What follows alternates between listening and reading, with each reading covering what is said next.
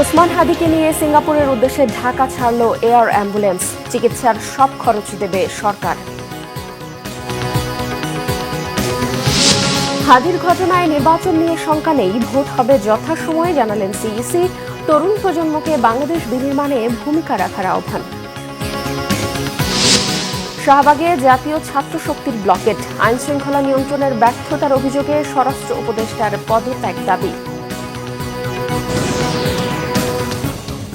দেখছিলেন crown cement সংবাদ শিরোনাম। এবারে বিস্তারিত। উন্নত চিকিৎসার জন্য গুলিবিদ্ধ জুলাই যোদ্ধা ও ইনকিলাব মঞ্চের মুখপাত্র শরীফ ওসমান হাদিকে নিয়ে সিঙ্গাপুরের উদ্দেশ্যে ঢাকা ছেড়েছে এয়ার অ্যাম্বুলেন্স।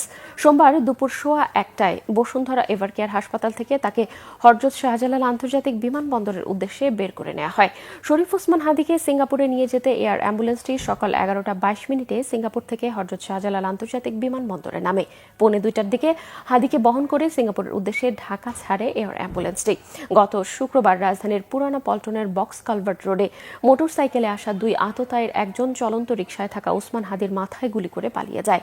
গুরুতর আহত অবস্থায় প্রথমে তাকে ঢাকা মেডিকেলে নেওয়া হয়, সেখান থেকে পরে নেওয়া হয় এভারকেয়ার হাসপাতালে। এদিকে হাদিকে গুলি করে হত্যা চেষ্টার ঘটনায় রাজধানীর পল্টন থানায় একটি মামলা হয়েছে।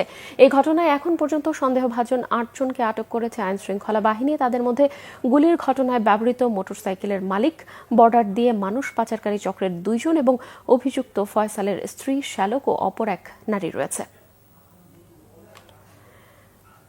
দর্শক, এয়ার অ্যাম্বুলেন্স সিঙ্গাপুরে নেওয়া হচ্ছে ইনকিলাব মঞ্চের মুখপাত্র শরীফ ওসমান হাদিকে এবং হযরত শাহজালাল আন্তর্জাতিক বিমানবন্দরে রয়েছেন আমাদের সহকর্মী আহসান।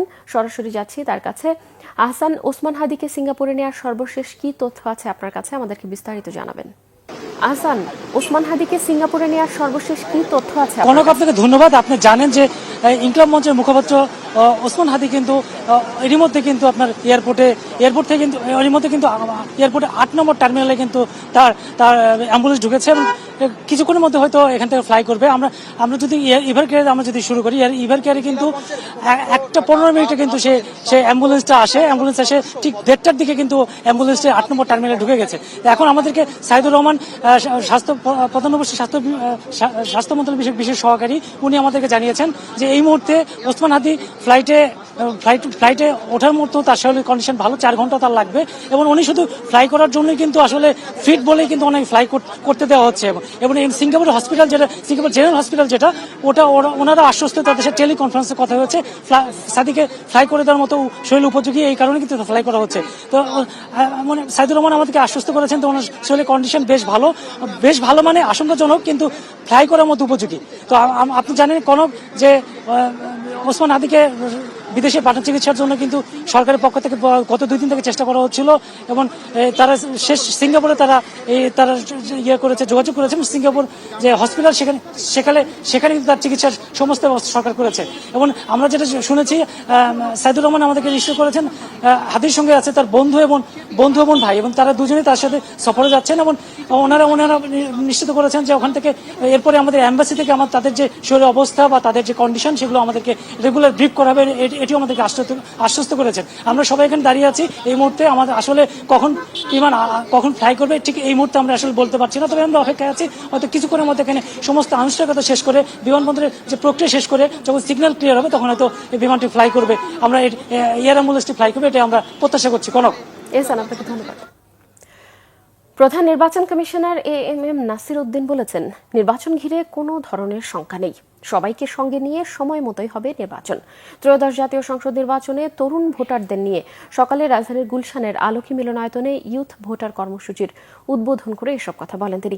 এক প্রশ্নের জবাবে সিইসি বলেন, হাদির ওপর হামলা একটা বিচ্ছিন্ন ঘটনা, এমন কিছু এদেশের জন্য নতুন নয়। আর সুষ্ঠু নির্বাচন আয়োজনে আইনশৃঙ্খলা বাহিনী প্রস্তুত রয়েছে বলে দাবি করেন এএমএম নাসির উদ্দিন। তিনি আরো বলেন, জাতির কাছে ওয়াদা অনুযায়ী নির্বাচন হবে সঠিক সময়ে। ত্রয়োদশ সংসদ নির্বাচনকে একটি ঐতিহাসিক নির্বাচন উল্লেখ করে একটি গ্রহণযোগ্য নির্বাচনের সহযোগী হয়ে ভোটদানের মাধ্যমে ভবিষ্যৎ বাংলাদেশ বিনির্মাণে তরুণদেরকে ভূমিকা রাখারও আহ্বান জানান সিইসি। নেক্সট যে নির্বাচনটা হবে, আমরা একটা ফ্রি, ফেয়ার এবং ক্রেডিবল ইলেকশনের জন্য অঙ্গীকারাবদ্ধ। আমরা আশা করি তরুণ ভোটারদেরকে সাথে পাবো। তোমরা নিজেরা তো ভোট দিবাই, এবং অন্যদেরকে ভোট দানে তোমরা উৎসাহিত করবা। আমরা যে সাহস করে নেমে পড়েছি, এই আমাদের এই সাহসী পদক্ষেপ এর সাথে তোমাদের যদি অংশগ্রহণ যদি থাকে, ইনশাল্লাহ আমরা সাকসেসফুল হব to deliver A free fair and credible election. ইনশাল্লাহ এটা আমরা একসাথে মিলেই করব। ইলেকশন কমিশনের একার পক্ষে সম্ভব নয়, সবাইকে নিয়ে আমরা এটা করব। ইনকিলাব মঞ্চের মুখপাত্র ও ঢাকা ৮ আসনের সম্ভাব্য প্রার্থী শরীফ ওসমান হাদির ওপর হামলাকারীদের গ্রেফতারের ব্যর্থতা এবং দেশব্যাপী আইন শৃঙ্খলা পরিস্থিতির অবনতির অভিযোগ এনে স্বরাষ্ট্র উপদেষ্টার পদত্যাগের দাবিতে রাজধানীর শাহবাগে রাস্তা অবরোধ করেছে জাতীয় ছাত্র শক্তি। সোমবার দুপুর ১২টার দিকে শুরু হওয়া এই বিক্ষোভ কর্মসূচির মাধ্যমে জাতীয় ছাত্র শক্তি দ্রুত ওসমান হাদির আসল হামলাকারীদের গ্রেফতারের দাবি জানায়। একই সঙ্গে আন্দোলনকারীরা বলেন, বর্তমান স্বরাষ্ট্র উপদেষ্টা সব ধরনের আইন শৃঙ্খলা নিয়ন্ত্রণে ব্যর্থ হয়েছেন। দেশের জনগণের স্বার্থে সব ব্যর্থতার দায় নিয়ে তার পদত্যাগ করা উচিত। রাজধানীর পুরানা পল্টনের বক্স কালভার্ট রোডে গত ১২ই ডিসেম্বর মোটর সাইকেলে করে আসা দুজন আততায়ীর একজন চলন্ত রিকশায় থাকা ওসমান হাদির মাথায় গুলি করে পালিয়ে যায়। আজ দুপুরে তাকে একটি এয়ার অ্যাম্বুলেন্সে করে উন্নত চিকিৎসার জন্য সিঙ্গাপুরে নেওয়া হচ্ছে। এদিকে হাদিকে গুলি করে হত্যা চেষ্টার ঘটনায় রাজধানীর পল্টন থানায় একটি মামলাও দায়ের করা হয়েছে। তার এক আত্মীয় এই মামলার বাদী হয়েছেন। এই ঘটনায় এখন পর্যন্ত সন্দেহভাজন ৮ জনকে আটক করেছে আইন শৃঙ্খলা বাহিনী। দর্শক, শাহবাগে আছেন আমাদের বিশেষ প্রতিনিধি জিয়া খান। সরাসরি কথা বলবো তার সঙ্গে। জিয়া, শাহবাগের সর্বশেষ কি অবস্থা আমাদের জানান এবং আন্দোলনকারীরা কি বলছেন?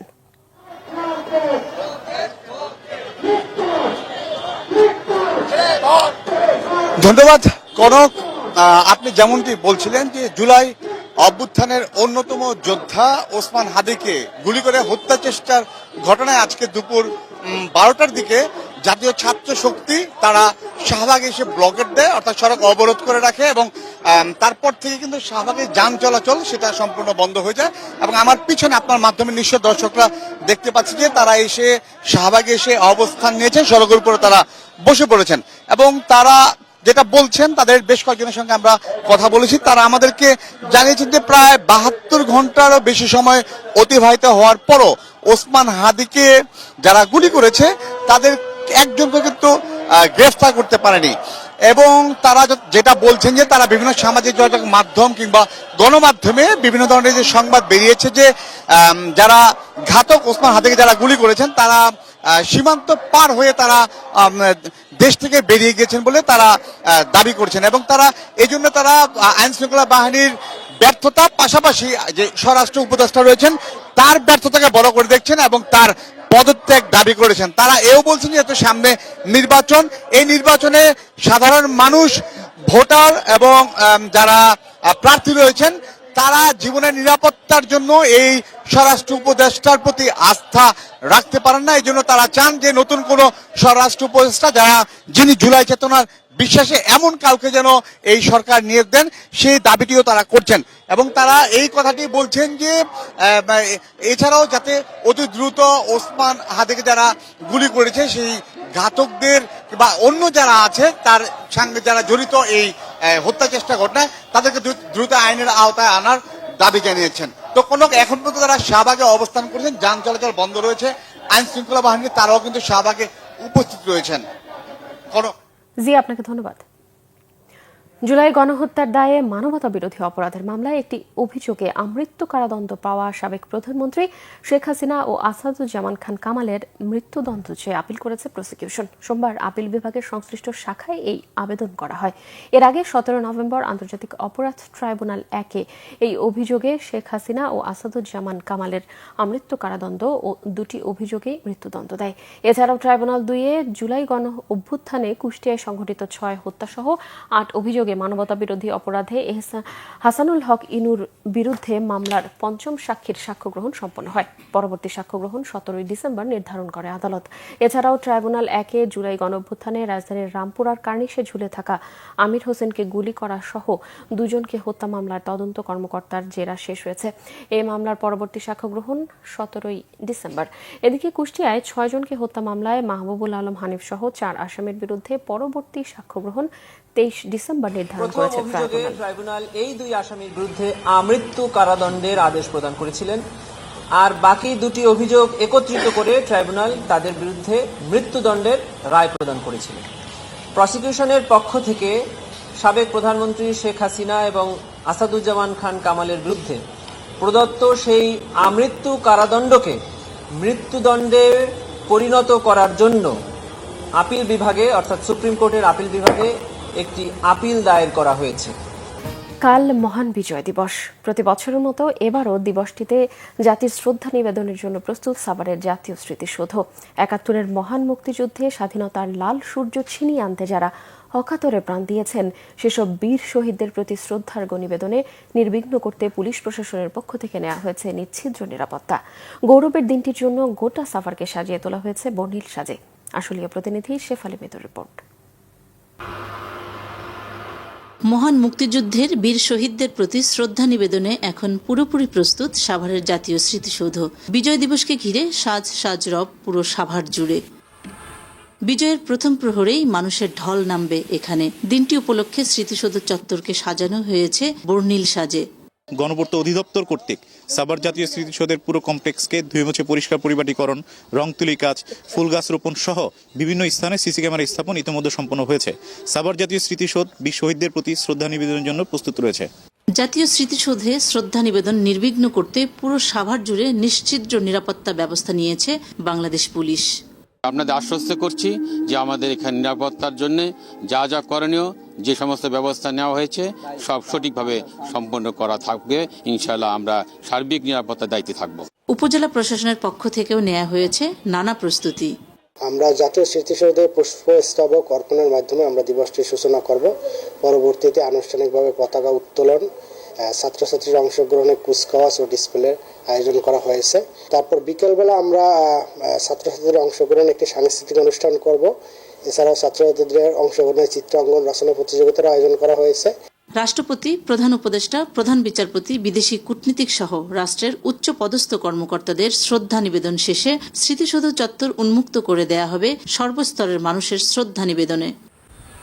শেফালি মিতু, বাংলা ভিশন, জাতীয় স্মৃতিসৌধ, ঢাকা। ব্রাহ্মণবাড়িয়ায় বাংলাদেশ গ্যাস ফিল্ড কোম্পানি লিমিটেডের উদ্যোগে তিতাস ও কান্তা গ্যাস ফিল্ডে আরও 4টি নতুন কূপ খননের কাজ শুরু হয়েছে। দেশের জ্বালানি চাহিদা পূরণের লক্ষ্যে পেট্রোবাংলার আওতাধীন বিজিএফসিএল এই উদ্যোগ নিয়েছে। কাজ শেষ হলে এখান থেকে প্রতিদিন 15 মিলিয়ন ঘনফুট গ্যাস জাতীয় গ্রিডে যুক্ত হবে। সকালে তিতাস গ্যাস ফিল্ডে সি লোকেশনে 28 নম্বর কূপের খনন কাজের উদ্বোধন করা হয়।